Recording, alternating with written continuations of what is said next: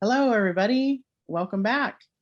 I'm Shauna Benson, Program Director of the Teaching Diverse Learners Center at OCALI, and today I am so excited that I am joined by Tracy Mail, one of my friends and colleagues from State Support Team Region 8. So Tracy and I have been working with colleagues from Region 8 to put together a series of video clips on vocabulary, specifically planning for implementation of vocabulary instruction within the classroom. So Tracy, are we ready to get started? I think we are. All right. So we'll head in and talk a little bit about this first video in the series. So today in this first video clip, we will be focusing on the selection of vocabulary for instruction. The focus and target here is to ensure that we are building and expanding students' background knowledge and increasing the number and types of vocabulary words that they will have understanding of, and hopefully that they'll be using in both spoken language and in writing. So Tracy, do you want to tell us a little bit about some of the vocabulary questions maybe that people may be asking themselves as we go into this series? Absolutely. And throughout the series, we will address this checklist for vocabulary selection and explicit instruction. Specifically for this video, we're going to touch on 3 of the 5 pieces that drive vocabulary selection. The first is a question that you can ask yourself: did we compare vocabulary from the standards with vocabulary within curricular tools? That is something that isn't always done, and that is a really good practice to start if you haven't done that in the past. A second question is, did we select vocabulary across tiers of vocabulary? So tiers 1, 2, and 3, and we'll talk more about what that is throughout this video. The third piece that you may consider is background knowledge when selecting vocabulary for instruction. That's incredibly important for comprehension, and we will address that in this video as well.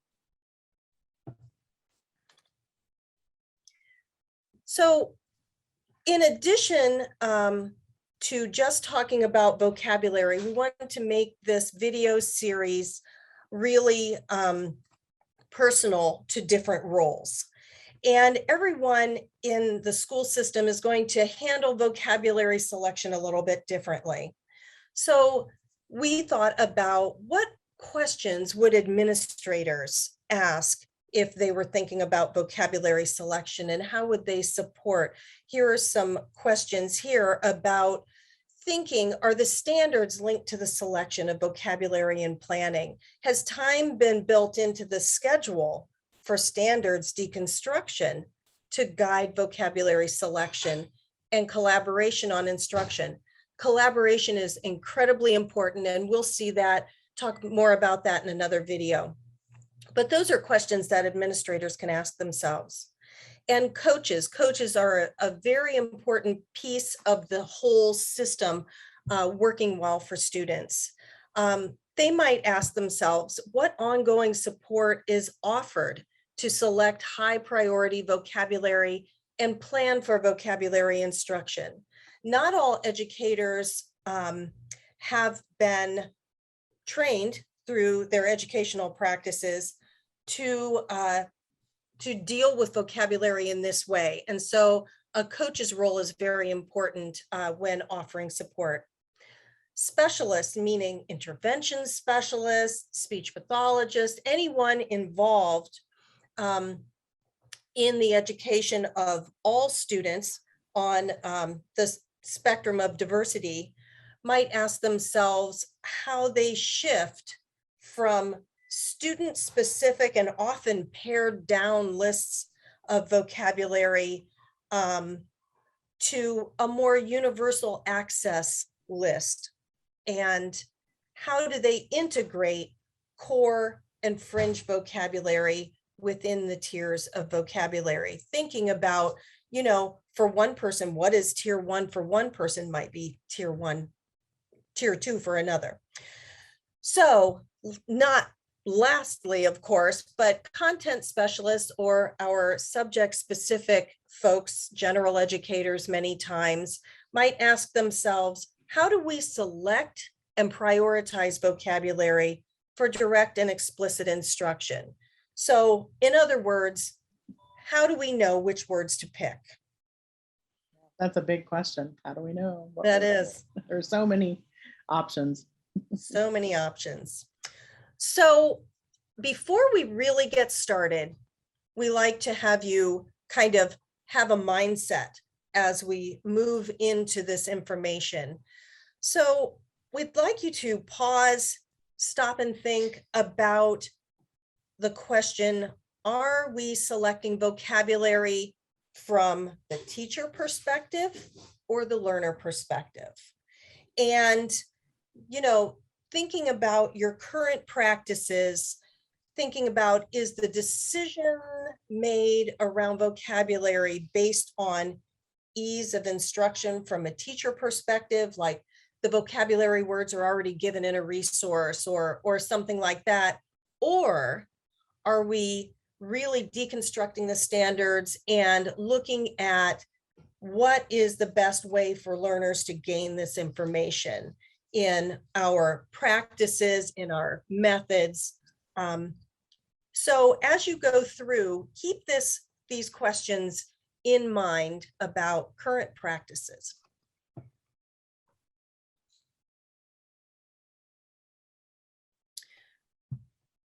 To set the stage for vocabulary instruction, Michael Graves in 2000 put forth some components of vocabulary to consider.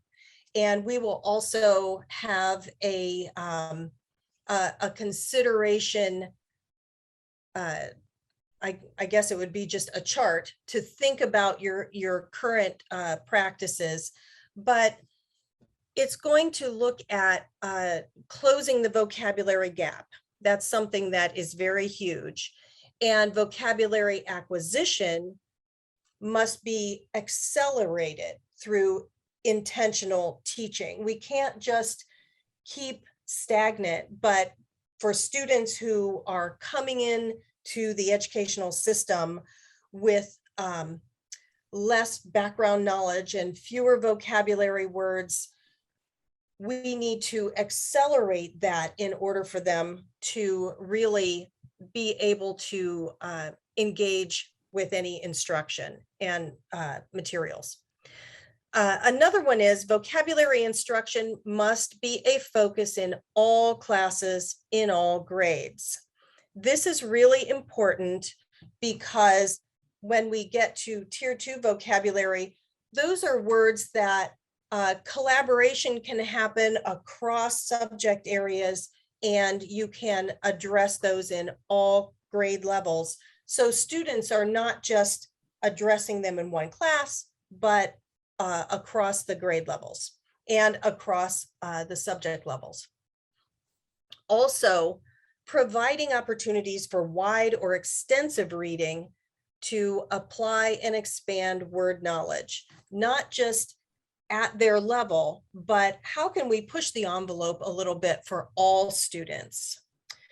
And instruction in specific words to enhance comprehension of those words. We're talking explicit instruction here, which we'll talk about in a minute. Instruction in independent word learning strategies. How do students approach learning vocabulary?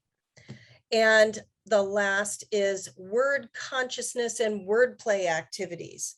Really not just introducing a word or writing a sentence or something like that, but really engaging with those words is very motivating and it enhances the instructional experience. Great, Tracy. Thanks for that information. I want to expand a little bit on what you mentioned about background knowledge and vocabulary. So there are really some important factors, I think, for us to be considering about students' background knowledge and the factors that may be impacting background knowledge related specifically to vocabulary. So when I think about background knowledge, some students, of course, we have a very diverse group of students coming into our classrooms across our state, and the ability to process and store information varies from learner to learner. So just the way that they take in vocabulary, whether they've heard those terms before, could potentially impact their processing speed and the kind of the availability of recall of some of those words. Sometimes students have not had equal amounts, of course, of language exposure, and that varies that information that's been stored person by person or learner by learner. So it's a possibility. There may be some impact to background knowledge based on the students' experiences academically. So how often and regularly are students in that Tier 1 core instruction? Is it all day, every day with peers all the time? Are all students receiving all of the body of instruction across the subject areas as intended? Or is it a possibility that sometimes on occasion students are maybe pulled from Tier 1 core instruction, which we would really, kind of encourage people not to do, but sometimes that does happen to provide intervention. Sometimes students are called away from instruction, or maybe sometimes they've been called away for other reasons, health or medical or things of that nature as well. And it's a possibility that the way that we're teaching vocabulary could also be impacting background knowledge. Are we intentionally and explicitly teaching vocabulary within every single class, like you mentioned? So you said within every subject area and all of the grade levels. And so has that truly happened? Have all students had that opportunity to have deep instruction in vocabulary and broad across the subject areas? Have the students really had opportunities to not only learn and kind of take in vocabulary, listening to vocabulary or reading the vocabulary, but have they also been able to use it verbally or communicatively? Have they been able to share with one another or with peers, classmates, teachers, using the new terms? And that practice is super important. Have they had lots of those opportunities? Is a possibility that there's variance in words that are stored for students, and how and when and why those are stored. Really, we know that using a variety of experiences, things like hands-on experiences, in addition to lectures and texts and videos and things of that nature and discussions, all of those varied experiences are what really helps students to store vocabulary words long-term in their background knowledge so they can recall that information again when needed.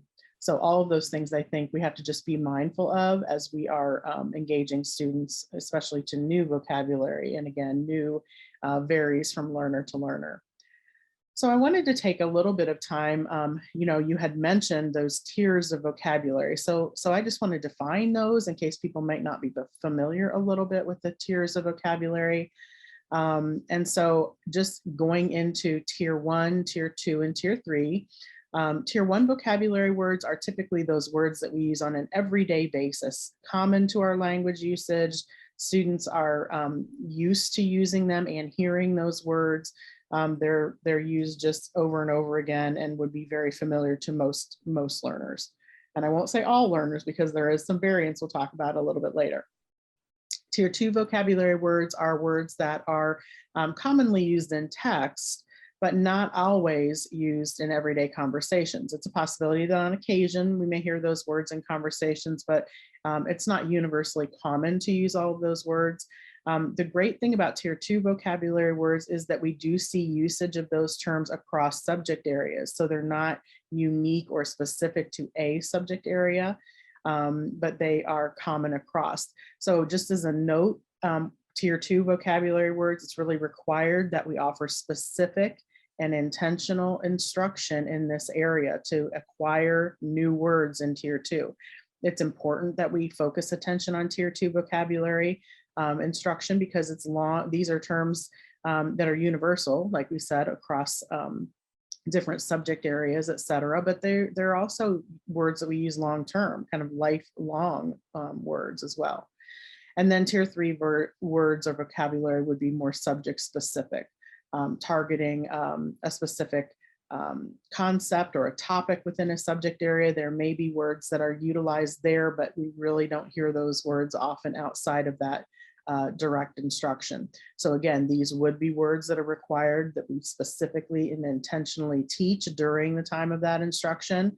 But really, probably we're not going to see students using these terms often across subject areas or long term.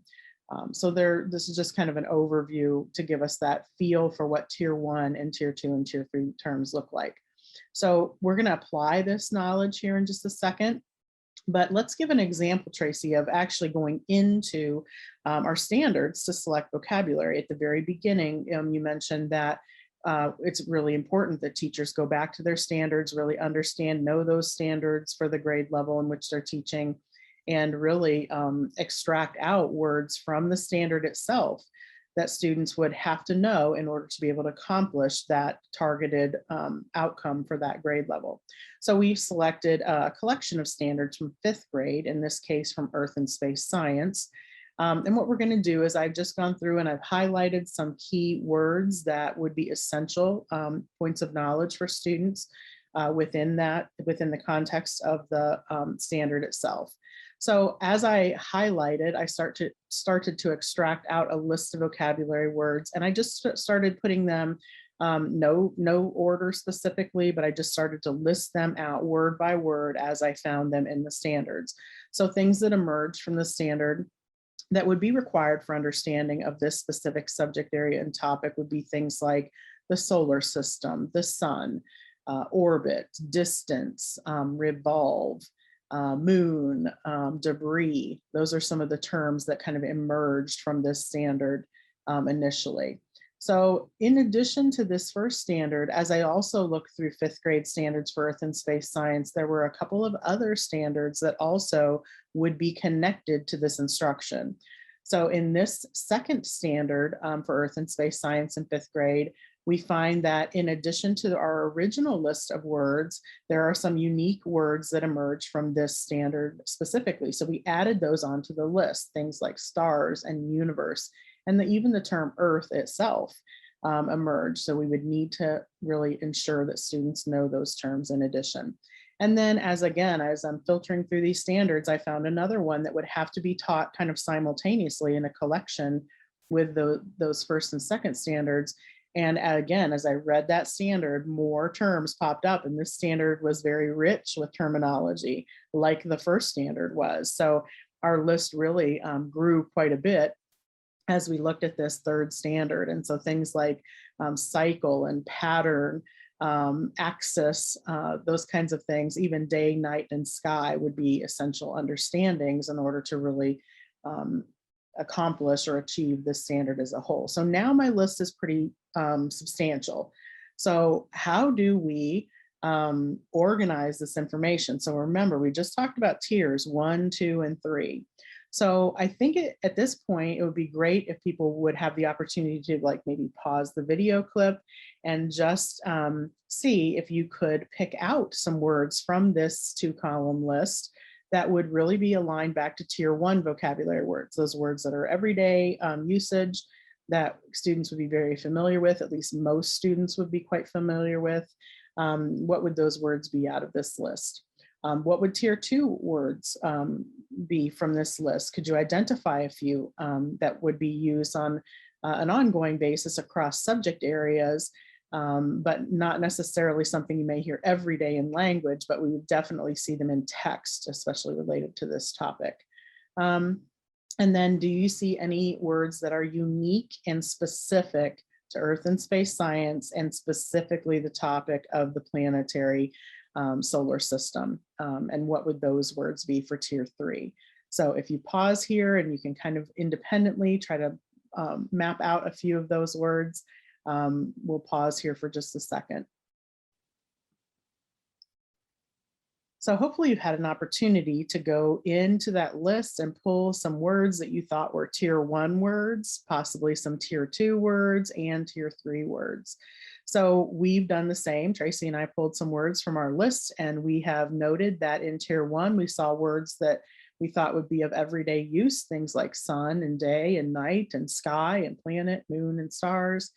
Those definitely seem to us to be words that should be or might be very familiar to students. Now, here we wanted to also just remind people that on occasion, we may have some learners who may not fully understand one or more of these words, and it's a possibility that our students who may be English language learners or students who have more complex cognitive challenges would also need some explicit instruction in Tier 1 vocabulary in addition to Tier 2 and Tier 3. So just making a note about that. We did notice that in Tier 2, there were some very specific vocabulary words here that we thought may be some universal words that we might see across multiple subject areas and grade levels, and things that would be used long-term in reading and writing. Things like motion and pattern and cycle, unique, composition, characteristics. Those are words that we thought were definitely in that Tier 2 category. And remember, Tier 2 vocabulary words are really an area of emphasis. So if we had to pick and choose words, we really would pull as many words as we possibly could from this Tier 2 set of words for our direct and explicit instruction. And then in Tier 3, we saw some words that definitely would be related to this content and topic area. We probably aren't going to talk about celestial bodies many places in addition to this topic area, or things like asteroid or something of that nature. So there are a few Tier 3 words. And again, those would need to be explicitly taught and understood. And students should be able to use those words during this instruction. But for a long-term ongoing understanding and long-term background knowledge, we want them to know them, but probably they're not going to utilize them on a regular basis. So Tracy, would you like to tell us a little bit? We've mentioned explicit instruction several times as we've been talking. Would you like to share a little bit more detail about explicit instruction? Yes, explicit instruction has specific steps. And if you watch any videos with Anita Archer, she has many out there that are exemplars of these steps. So step 1 is to, and this is usually whole class, introduce the pronunciation of the word. I think that's something that is often skipped, but it helps with spelling. It helps with any misconceptions.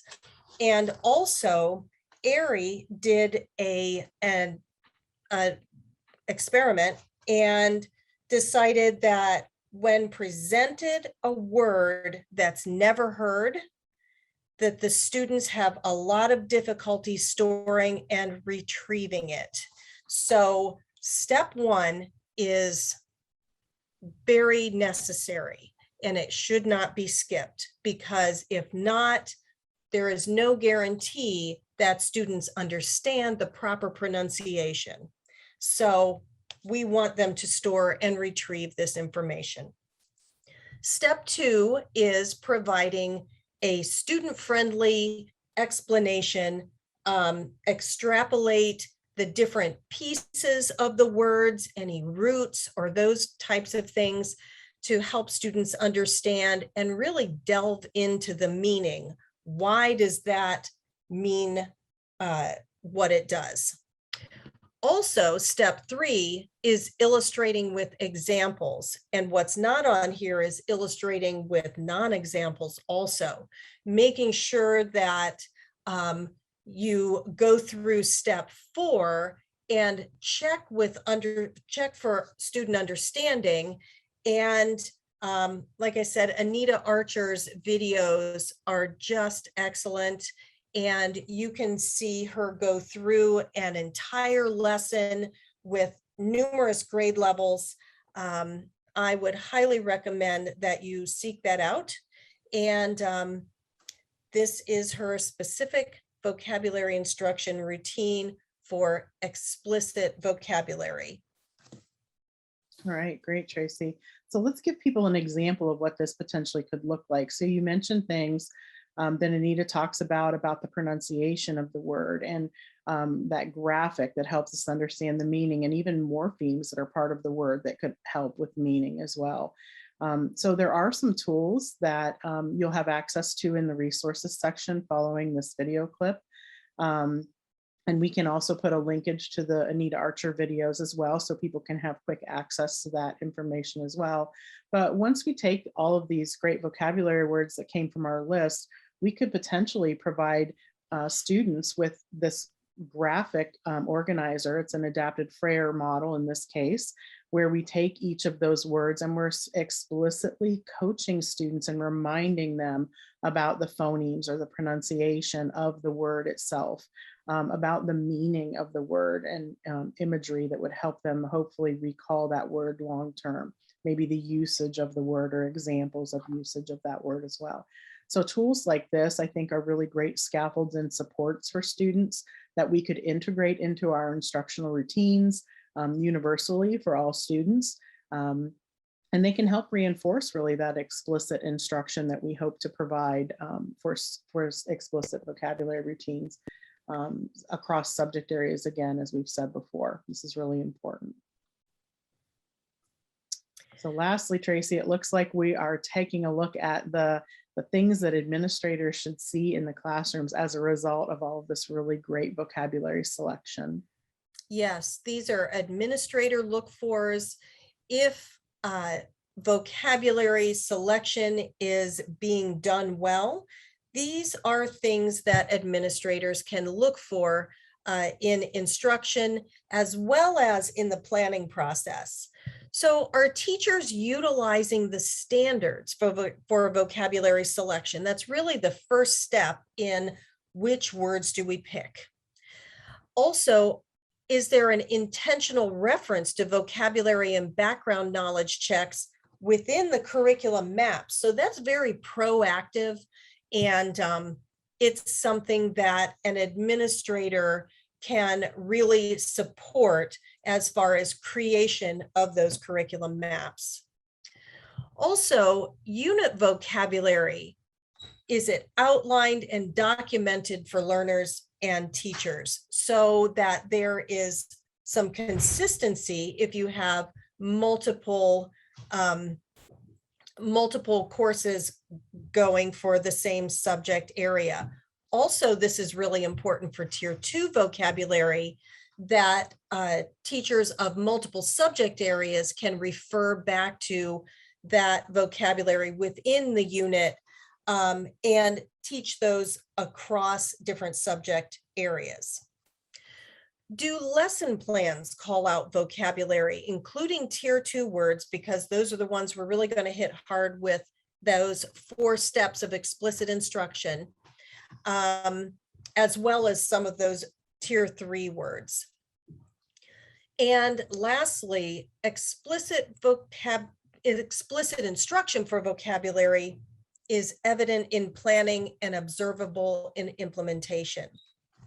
This is important because planning is the first step to anything. We're not just winging these vocabulary words or relying on our resources to say, we've chosen these words, so now, go forth and teach these.